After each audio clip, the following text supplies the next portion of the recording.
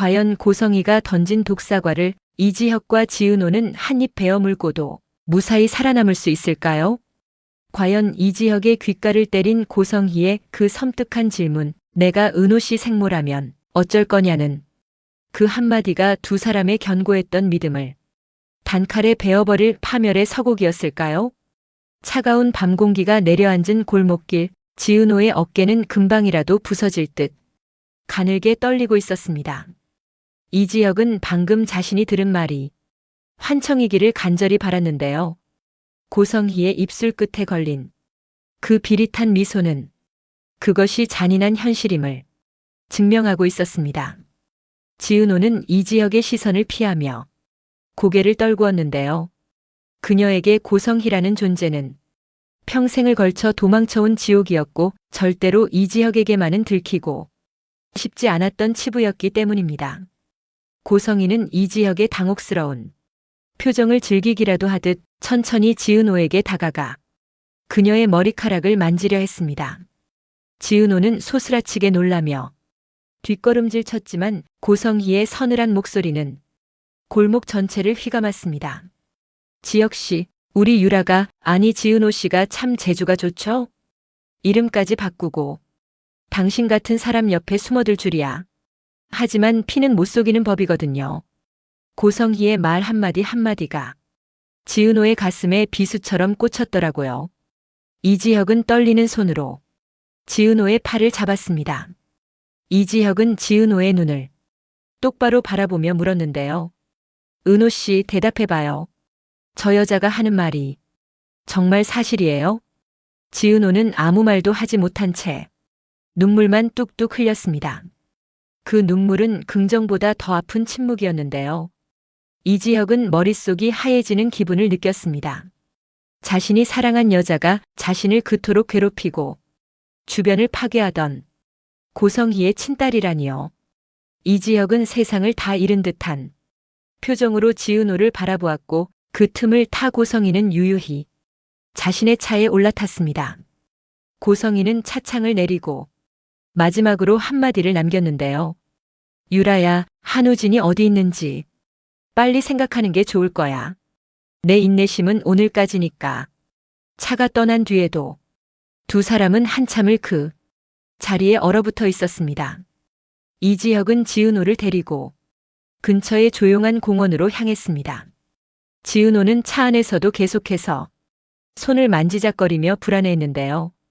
이지혁은 차를 세우고 깊은 한숨을 내쉬었습니다.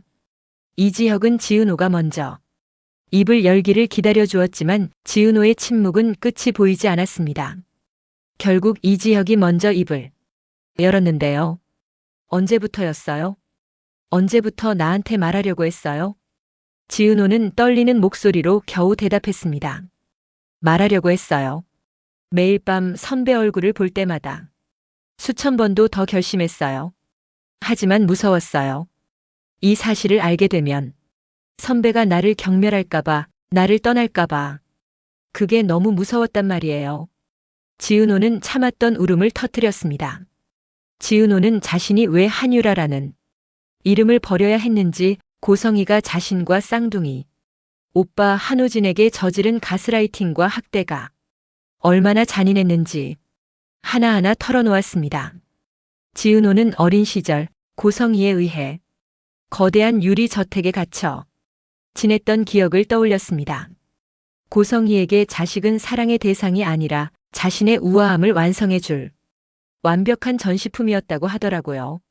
한우진은 그 압박을 견디다 못해 정신이 무너져 내렸고 지은호는 오빠를 지키기 위해 고성희가 준 10억을 들고 야반도주를 선택했던 것이었습니다. 지은호는 이지혁의 손을 잡으며 애원했습니다. 선배, 나 정말 그 여자랑 엮이기 싫어서 이름까지 바꾼 거예요. 내 몸속에 흐르는 피가 원망스러워서 매일 밤 내 살을 도려내고 싶었다고요. 제발 나를 그 여자의 딸로 보지 말아주세요. 이지혁은 지은호의 처절한 고백에 가슴이 미어지는 것 같았습니다. 이지혁은 지은호를 품에 꽉 안아주며 속삭였습니다. 미안해요. 당신이 이런 지옥 속에서 혼자 싸우고 있는 줄도 모르고 내가 너무 늦게 알았네요. 은호 씨, 당신은 고성희의 딸이 아니라 그냥 내 사람이에요. 절대로 당신 손 안 놓을 겁니다. 한편 박성재와 이수빈의 상황은 더욱 비극적으로 흘러가고 있었습니다. 이별 후 박성재는 매일같이 술에 의지하며 망가져가고 있었는데요. 박성재의 어머니는 그런 아들을 보며 가슴을 쳤지만 박진석 회장의 불호령 앞에서는 아무 말도 하지 못했습니다. 박성재는 이수빈이 남긴 커플링을 바라보며 혼잣말을 중얼거렸습니다. 수빈아, 내가 없는 세상이 이렇게나 캄캄할 줄 몰랐어. 내가 너를 지키려고 헤어진 건데 왜 나는 너를 잃고 죽어가고 있는 걸까? 박성재는 이수빈을 향한 그리움을 이기지 못하고 그녀의 집 앞으로 달려갔지만 그곳에는 김다정 여사가 보낸 보디가드들이 입구를 꽉 막고 있었습니다. 박성재는 그들과 몸싸움을 벌이다 길바닥에 내동댕이 쳐졌는데요. 그 모습을 창밖으로 지켜보던 이수빈은 입을 막고 오열했습니다.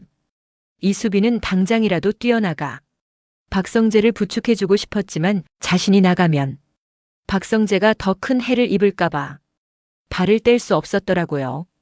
다음 날 지은호는 결심한 듯 이지혁의 회사인 AP 디자인으로 출근했습니다. 지은호는 팀장으로서의 업무를 시작하며 마음을 다잡으려 했지만 이미 회사 내에는 묘한 소문이 돌기 시작했습니다. 고성희가 사람을 풀어 지은호의 과거를 악의적으로 왜곡해 퍼뜨린 것이었는데요. 직원들은 지은호가 지역의 배경을 보고 접근한 신분 세탁자라며 수군거렸습니다. 지은호는 그런 시선들을 묵묵히 견뎌내며 디자인 시안에 집중했습니다. 그때 이지혁의 아버지 이상철이 현장 작업복 차림으로 사무실에 나타났습니다. 이상철은 직원들의 수군거림을 단칼에 제압하며 지은호의 편을 들어주었는데요. 다들 입 안 다물어?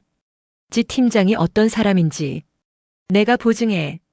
일 잘하는 사람 괴롭히지 말고 자기 할 일들이나 해. 이상철은 지은호에게 다가가 따뜻한 캔커피 하나를 건넸습니다. 지은호는 이상철의 위로에 눈시울이 붉어졌지만 차마 고성희가 자신의 생모라는 사실은 밝히지 못했습니다. 이지혁은 지은호를 지키기 위해 고성희를 직접 찾아가기로 마음먹었습니다. 이지혁은 고성희의 저택으로 향하며 주먹을 꽉 쥐었는데요. 고성희는 마치 그가 올 줄 알았다는 듯 우아하게 차를 마시며 이지혁을 맞이했습니다. 이지혁은 고성희 앞에 앉아 단도직입적으로 말했습니다. 원하는 게 뭡니까? 돈입니까? 아니면 한우진 씨입니까? 은호 씨 그만 괴롭히세요. 당신이 엄마라면 어떻게 자식 인생을 이렇게 망칠 수가 있습니까? 고성희는 찻잔을 내려놓으며 서늘하게 웃었습니다. 엄마니까 망칠 수도 있는 거야. 내가 낳았고 내가 만든 인생이니까 내 맘대로 부수는 것도 내 권리지. 지혁 씨, 당신이 뭘 오해하는 모양인데 난 지은호를 괴롭히는 게 아니야. 제자리로 돌려놓으려는 것뿐이지. 그 아이는 내 그림자 없이는 1분도 못 버틸 아이니까. 이지혁은 고성희의 비상식적인 태도에 분노가 치밀어 올랐습니다. 이지혁은 고성희에게 경고했는데요. 당신이 은호 씨의 생모라는 사실이 법적으로 보호받을 수 있는 방패가 될 거라 생각하지 마세요. 당신이 한우진 씨에게 저지른 감금과 학대, 그리고 은호 씨를 협박한 모든 증거들 내가 다 모으고 있습니다. 당신이 쌓아올린 그 화려한 성벽 내가 반드시 무너뜨릴 겁니다. 고성희는 이지혁의 경고에도 눈 하나 깜짝하지 않았습니다. 오히려 고성희는 이지혁에게 충격적인 제안을 하나 던졌는데요. 그럼 우리 내기를 할까요? 지혁 씨가 지은호를 얼마나 버틸 수 있을지. 내가 지은호의 진짜 과거를 하나씩 공개할 때마다 당신의 그 고결한 사랑이 어디까지 버티는지 구경하는 재미가 쏠쏠할 것 같네. 고성희는 이지혁에게 낡은 사진 한 장을 건넸습니다. 사진 속에는 아주 어린 지은호가 울고 있고 그 뒤로 피를 흘리며 쓰러져 있는 한 남자의 모습이 담겨 있었습니다. 이지혁은 사진을 보는 순간 숨이 턱 막히는 것을 느꼈습니다. 사진 속 남자는 지은호의 친부이자 고성희의 전남편이었는데요. 고성희는 속삭이듯 말했습니다. 저 남자를 누가 죽였는지 아니? 바로 유라야. 저 아이가 내 손에 들린 칼을 뺏으려다 실수로 아빠를 찌른 거라고. 지은호는 자기 아버지를 죽인 살인자야. 당신 살인자의 딸인 줄만 알았지? 본인이 살인자라는 사실은 몰랐을 텐데. 이지혁은 사진을 든 손을 부들부들 떨었습니다. 이것이 고성희의 조작인지 아니면 정말 지은호가 기억하지 못하는 잔인한 진실인지 알 수 없었기 때문입니다. 이지혁은 사진을 주머니에 쑤셔넣고 고성희의 저택을 뛰쳐나왔습니다. 이지혁은 지은호에게 달려가 확인하고 싶었지만 만약 사실이라면 지은호가 받을 충격이 걱정되어 차마 발길이 떨어지지 않았더라고요. 그 시각 지은호는 퇴근길에 누군가에게 납치를 당할 뻔했습니다. 고성희가 보낸 괴한들이 지은호를 차에 강제로 태우려 했지만 때마침 퇴근하던 이지환이 이를 목격하고 온몸을 던져 막아냈습니다. 이지환은 괴한들과 싸우다 크게 다쳐 길바닥에 쓰러졌고 지은호는 비명을 지르며 지환을 감싸 안았습니다. 소식을 듣고 달려온 이상철과 이지혁은 처참한 현장을 보고 할 말을 잃었습니다. 이상철은 피를 흘리는 지환을 보며 오열했고 지은호는 자신의 곁에 있는 사람들이 다치는 것이 모두 자기 탓이라며 자책하기 시작했습니다. 지은호는 이지혁의 손을 뿌리치며 소리쳤습니다. 선배, 이제 됐어요. 제발 나한테서 떨어져요. 나랑 있으면 다 죽어. 우리 오빠도 지환이도 이제 선배까지 위험해진단 말이야. 이지혁은 울부짖는 지은호를 강하게 붙잡았습니다. 이지혁은 지은호의 눈을 똑바로 응시하며 말했는데요. 아니요, 절대로 안 떠나요. 당신이 살인자든 살인자의 딸이든 상관없어. 고성희가 던진 그 미끼에 내가 낚일 것 같아? 은호 씨, 당신은 아무 잘못 없어. 모든 건 저 악마 같은 여자가 만든 연극일 뿐이야. 이지혁의 단호한 말에 지은호는 조금씩 안정을 되찾았지만 이지혁의 마음 한구석에는 아까 본 사진의 잔상이 지워지지 않았습니다. 이지혁은 결심했습니다. 지은호가 기억하지 못하는 그날의 진실을 자신이 직접 밝혀내기로 말이죠. 며칠 뒤 지환은 다행히 의식을 되찾았고 이상철은 지은호의 곁을 24시간 지키며 보디가드 역할을 자처했습니다. 이상철은 지은호에게 말했는데요. 지 대표, 아니 유라야. 아저씨가 다 알아버렸어. 내가 그고 여사 딸이라는 거. 근데 그게 뭐 어때서? 자식은 부모를 선택할 수 없지만 부모처럼 살지 않을 선택은 할 수 있는 거야. 넌 이미 훌륭한 사람이야. 내 아들 지혁이가 보는 눈이 정확하더라고. 지은호는 이상철의 따뜻한 이해에 태어나 처음으로 가족이라는 울타리의 온기를 느꼈습니다. 지은호는 이상철의 손을 꼭 잡으며 고맙다는 인사를 전했습니다. 한편 부산 병원에 숨겨져 있던 한우진에게도 위기가 찾아왔습니다. 고성희의 수하들이 결국 병원 위치를 알아내 잠입한 것이었는데요.